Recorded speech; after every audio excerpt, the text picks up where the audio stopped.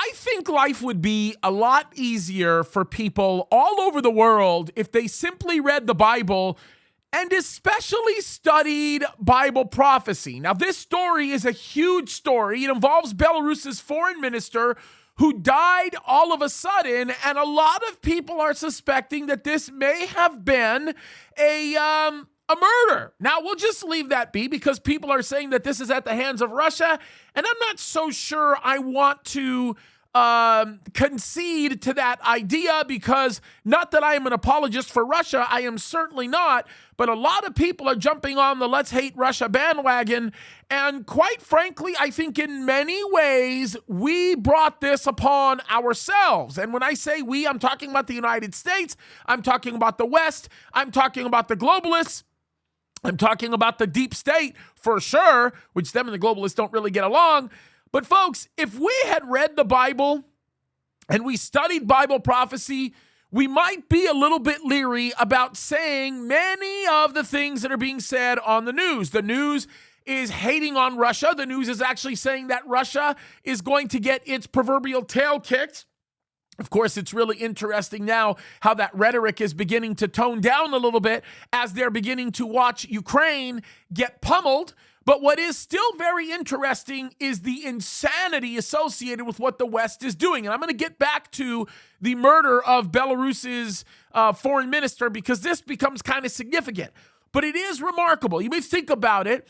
The president of this country, right, the regime, him and his regime, have spent almost $100 billion in aid to Ukraine. That is more than almost double what the president of Russia has spent for his whole military costs or expenditures.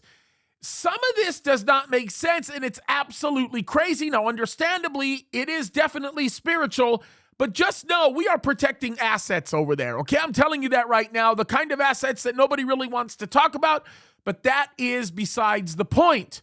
Rumor has had it for quite some time that Belarusian officials have been spending time talking to Western leaders because they've sort of been lured in by the West in an attempt to sort of engage in a mind warfare kind of a process to subvert what Russia is doing in Ukraine. And we are absolute fools for doing that. And by the way, let me just simply say, the Belarusians are not wise to start engaging with the West, especially after discerning the incapacity of the West to stop what's going on with Russia. Now, I think that this is crazy.